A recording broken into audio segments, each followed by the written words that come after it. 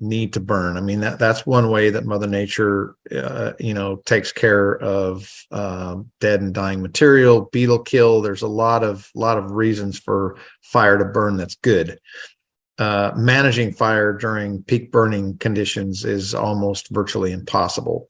It only takes a few degrees of relative humidity, meaning the moisture in the air, or a change in wind to really affect what a fire does.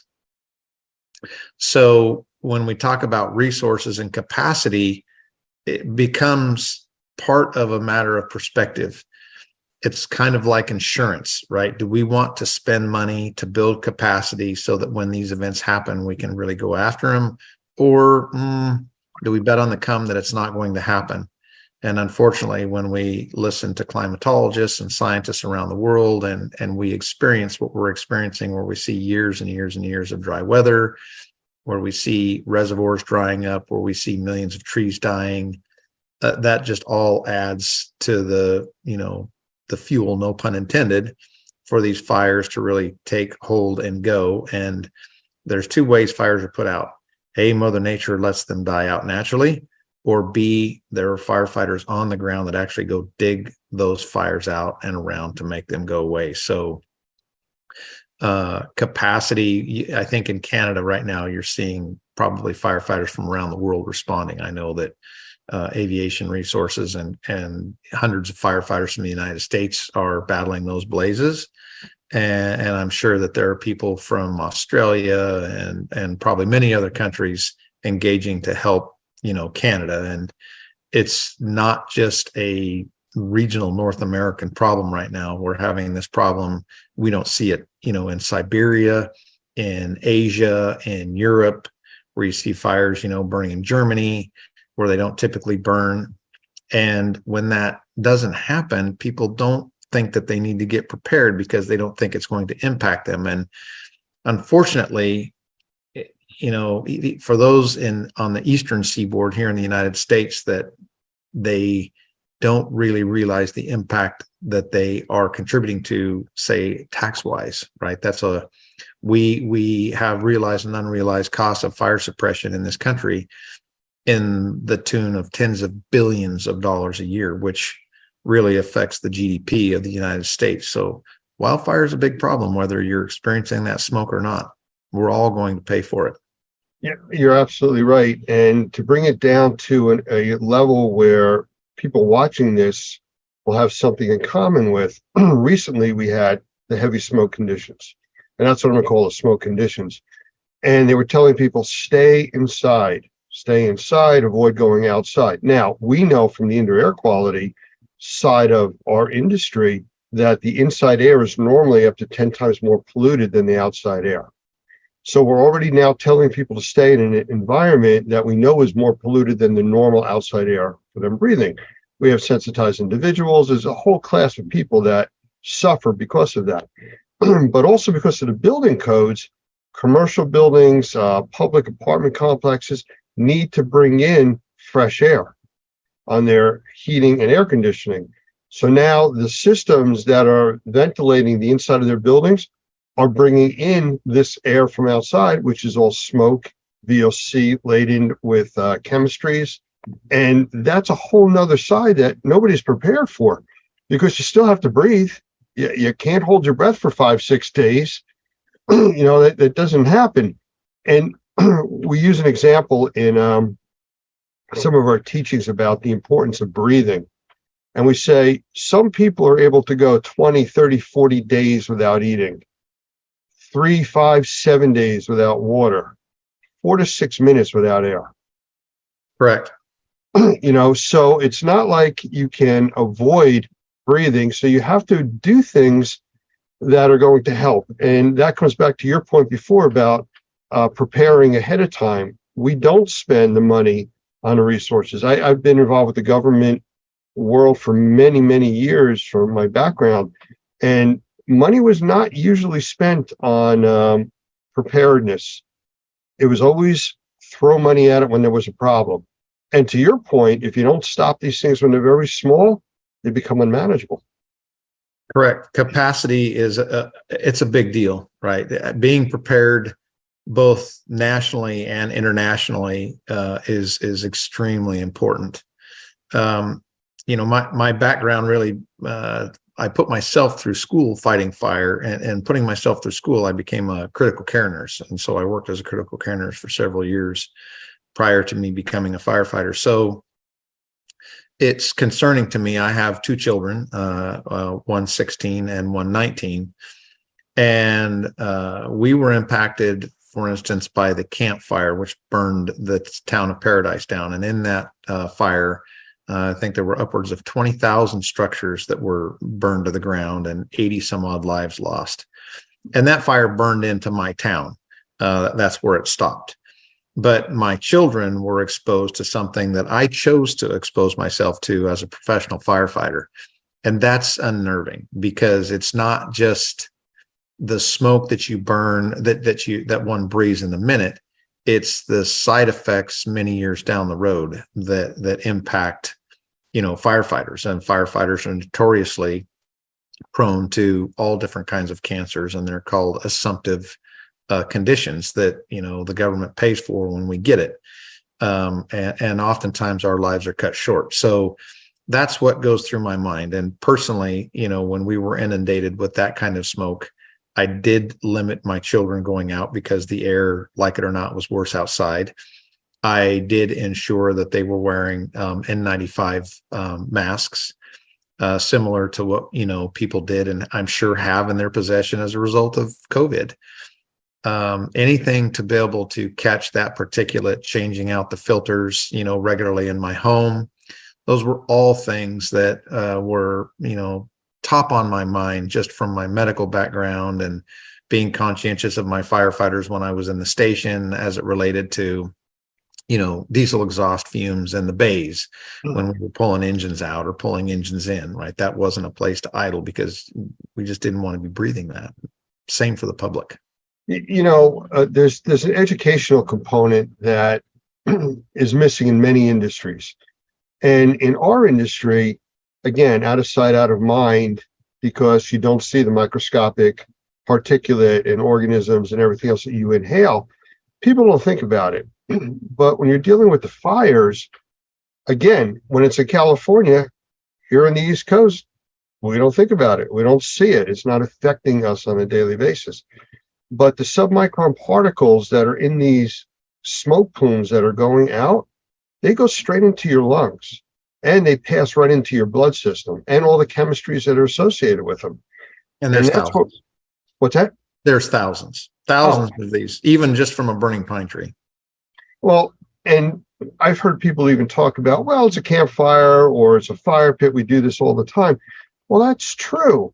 But the factory up the street that burned with ethyl methyl nasty stuff in it, that's now aerosolized in the flames, that's the stuff that's involved in what you're breathing, because of the homes that burn, the factories that burn, and all the things that are inside of it. Just the glues that are in the furniture, that you're sitting on, is all poisonous to inhale. And again, to me, it's an educational piece that people don't understand about emergency medical services, about law enforcement, about firefighting, that I look at this as an opportunity to provide awareness. Something as simple as a firefighter coming out of a burning building, the last thing you would want to do is cool him down by hosing off his turnout gear while he's wearing it. Or give him a hug. Or give him a hug. That jacket could be 300, 400, 500 degrees. As soon as you hose it down with water, you've created instant steam and you've scalded that individual. Well, the technology has changed drastically, from the time when I was a young firefighter. Nomex was just coming out, and that's the protective clothing that wildland firefighters wear. And my first several years of fighting fire, I did not wear Nomex. And then when I was in the structure world, in the municipal world, I had one set of turnouts, and those turnouts were by my bed, by my bunk. When the bell rang, I would jump into them and go to a call and come back and peel them down, put them right next to my bunk, and go to bed. That's just not the case anymore with what science has shown us and the medical world. Now, firefighters typically have two sets of turnouts. and they rotate them through structure fires, and they go right to the extraction machine, and they have to go out and be professionally extracted if you're following an FPA every now and then. I used to go do school programs with the kids, and I'd have my turnouts and let them get in it. Turnouts are the gear, that we wear, and let them touch and feel and see. And now that's even been outlawed, where, nothing that's been in a fire like that can go into a school. It's new turnouts that have never been exposed to smoke. A lot of changes environmentally in our profession, which, I think it's important for the public to understand the reasons for that. And it's important for the public to protect themselves as well, such as the things we just talked about: changing filters, not going outside, having your kids wear a mask. I mean, if I have 2 masks and I'm going out with, 2 kids, well, the kids are going to wear the mask, not me. I'm going to endure that change. But it's a matter of perspective and doing what you can to research on your own. Read about the effects of smoke and what science is showing. Read about the cost of fires and what's causing it. And it's a very complex, wildfire is very complex, simply because there are those fires that need to burn, and there are those fires that probably should be put out. From your experience in California, your years firefighting, and from dealing with the smoke out in the California area, what would you say to the people in the middle part of the country and the East Coast that have experienced this? And the wind could shift tomorrow, and the fires that are still burning could cause this to come down on us again. What would you recommend them doing as far as indoor and outdoor air quality, and what things to be aware of odor-wise and things like that? Well, wildfire smoke has, in my experience, 2 different kind of smells. There's a smell when a fire is going through a residential community, for instance, when we have many homes burning and it smells like a structure fire, or if anyone's thrown, plastic garbage and things into a campfire, you kind of have that acrid smell. And that's the nasty stuff that you don't want to see burning, and you definitely don't want your children burning. As firefighters, sometimes we can't get out of those situations where my firefighters could put on a self-contained breathing apparatus. We call them SCBAs. Until that smoke was clear, that's what they did, and their turnouts were washed. So for those in the public, it really is limiting your exposure outside when you're listening to the environmental air pollution control advisories. Those people that are susceptible to lung issues and problems, I would speak to your doctor. I would see what kind of HEPA filtration systems that could be put into your homes, to help filter that smoke in your homes. And once again, my children, I put them into masks, no different than when they were in COVID, when they were walking around out there, when they had to be out. Otherwise, I kept them indoors. Yeah, just to a point that you just made about wearing masks, the N95 masks, N100 masks, whatever you're able to get, they work great for particulates, but they don't do anything for the VOCs, the volatile organic compounds, which is the gases and the chemistry in the air. Right. That you need scuba gear, like you're talking about, self-contained breathing apparatus. Mm-hmm. And the public isn't going to wear that. No. So staying inside, it's really your best bet, at this point, and try to avoid these situations if possible. Agreed. All right. Well, I really appreciate your time. This is all about a public education and awareness that we're trying to push out there. There's many other segments that we will be playing following this. And I really wanted to set the stage, which is, I feel we've done that, as to the problem that's out there. It's not going away. It wasn't the 3 or 4 days that we had here, and the problem's never going to come back. It's things that we need to be aware of. Correct. And I really appreciate your time and help with that. Absolutely. Thank you for having me today, Lance. Appreciate it. Be safe, and good luck with your new adventures out there. And I look forward to seeing some more of those interesting images and videos of all these firefighting planes and stuff you got out there on your site. Yeah, there's some amazing pilots and people. Yep. Thank you. Thank you. All right.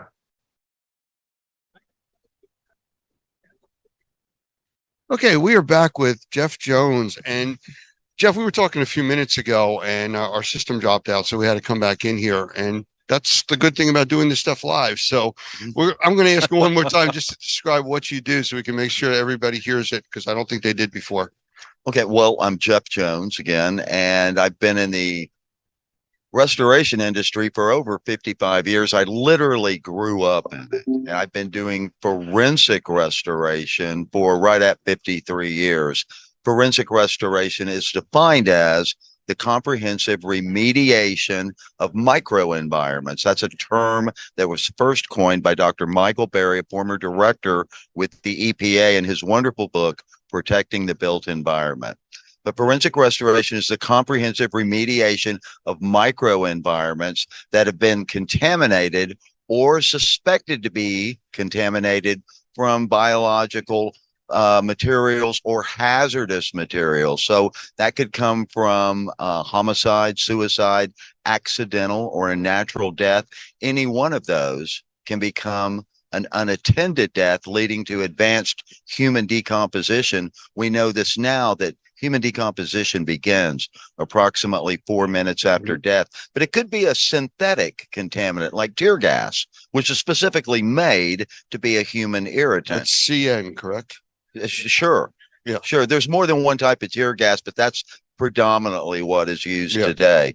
And then we have other synthetics contaminants like fentanyl and carfentanol, definitely the most dangerous contaminants of our lives right now. And then we're also working on training protocols to respond to, because unfortunately it's not a if this is going to happen, it's a when is this going to happen, biological WMDs. But Microbial Warrior, that's our training program, and Normie actually mirror each other so much, because we're both dealing with biological contaminants. And I believe that both really, our tactical approach pretty much is the same. We want to contain, control, neutralize, and remove the contaminant safely based on science. Well, like you said, we're very similar. You as an organization go into much more detail on the forensic side. And again, you're talking about crime scene cleanup, which is a whole different sector of the industry. Yes, it's remediation, but not due to a microbial problem. And then when you get into the chemistry side of it, like fentanyl, we're dealing more of a hazmat situation. Correct. More so than even lead and asbestos. I mean, this is something that just by touch can enter your system and seriously affect your health. So your training is very specialized with that. I know when I was talking with Lori earlier today, and we talked about some of the teaching that she does, she was talking about using real life situations where your classes, you're using blood to clean up. She had this kind of like smirk on her face when she said animal brains and things like that, because it makes That's my wife. It makes it realistic. Well, it has to be. And, to me, that's not really a big deal that we use real biological contaminants. And now I see that, there's some other trainers going out, and they're saying, we use real blood. I'm like, well, that's not very stimulating to me. That's like saying we've got a water class and we're using real water. You should train to what you're going to go and engage. Absolutely. And this is, of course, microbial warfare. And so we want to go out and deal as close to combat situations as we can and make it realistic. Some people think they want to do this, and then they find out really fast they can't even perform under simulated microbial warrior conditions. Well, I know things like the odor bothers people, and that's something that can make people sick and leave the environment. But I was over by your booth earlier, and you guys somehow talked me into putting a helmet on, which is a breathing apparatus that replaces masks. With the positive pressure in there, I think that's like eliminating the odor problem, isn't it? Sure. If you put an OV filter on that, and a lot of people use those. I don't. Okay. I grew up, you never forget the smell of death. No. Okay. But let me be honest. My clients are not going to be wearing one when they walk in at the end of a job. I need to know what this smells like. Oh, you know? understood. And we do Understood. not use deodorizers in any fashion or form. We use no masking agents. If you have an odor, you have a source. What's the general rule? Remove the source, you'll remove the odor. Correct. And if you're using a masking agent, never mind hiding the odor itself, you're creating more of a VOC or chemical problem in Absolutely. the environment. Absolutely. So we need to think about, not only what are we cleaning and why? What's the source of contaminant? Is it mold? Is it biologicals? Is it blood? Is it human decomposition? What is the contaminant? But also, how are we leaving that? What type of chemicals are we using? And, we saw just insanity during COVID. People were going in and spraying everything under the sun with no forethought of how's that going to affect that surface in the long term. Correct. Correct. And again, if any of you aren't sure about the timeline, that's when the world ran out of toilet paper, I believe it was. Yeah. Yeah. And again, panicking, people not knowing what to do, and that's what happens. Well, you know what? I did an interview on COVID on January 3rd, 2020. And at that time, when I did the interview, there were 2.5 cases in the United States. And I had the numbers, it was like, there's 17 in Italy. And Right. that's how low it was at that time. So there are 2.5 cases. 2 were in a nursing home in Washington State. And the 0.5 was in Chicago because they had not been declared positive yet. Right. So a couple weeks later, we got a call for a very large scale unattended death in a 2-story condo, and everything had to be emptied out. Everything had to be deconned. Everything had to be cleaned. Everything had to be disinfected. Everything had to be tested. And it took us 3.5 days to do that. There was a lot of contents, and it was really bad. At the end of it, because this was just inside of Texas, we drove back at the end of the day, and I walked into the kitchen. I said, I need to go get some creamer because I want some coffee in the morning. And I hadn't been to a store during the duration. I walked into the store and I was like, what happened? Well, because I was focused on my job. Yeah. Like all the toilet paper was gone. All the soup was gone. I was like, yeah. What happened? People just lost their minds. Yeah, well, I don't know if you ever saw it. It's a short video that they play online every once in a while about the got to get the bread and milk. Yeah, guy running around panicking because it's going to snow. Yeah, gotta get the bread and milk, and just pure panic. And a lot of that was hyped with the media. Of course, that was a problem. But COVID, like a lot of other things, was a serious situation. Have you ever dealt with things where you had to wear, I guess it's called a level 4 suit, where you're basically built into the suit?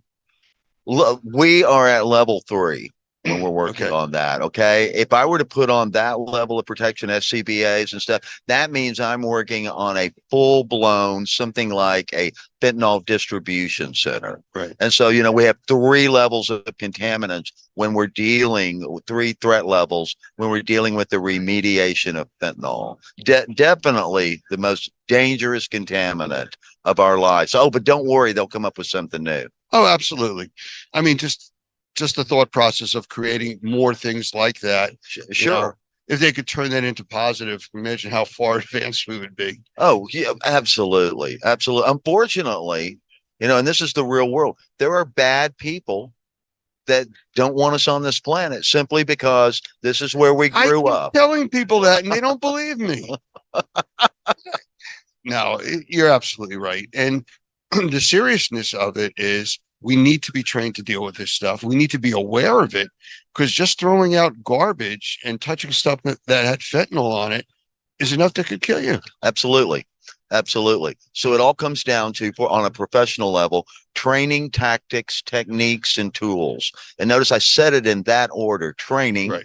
tactics, techniques, and tools. Too many times people in the restoration industry get wrapped up in the newest sprayer, the newest this gadget and everything. And that's not where it's at. You've got to have a protocol. Yes. You want to be able to contain, control, neutralize, and remove that contaminant, and ask yourself, what are we cleaning and why? Why was the word I was going for? Because you can buy the tools. Why'd you buy that? You know, Yeah. well, I'm going to go take care of this. Are you trained to? Well, we'll figure it out. You can't figure this out. This That's is too yeah. dangerous. You know, this is the one part of the industry, whether it's mold or whether it's some of the dangerous contaminants I work with. Here's the word you do not want to hear. Oops. Yeah. Yeah, we joked about that when I was on the police department with the guys from the bomb squad, and they used to have sayings in the back of their shirts. If you see me running, try to keep up. You But, don't want that.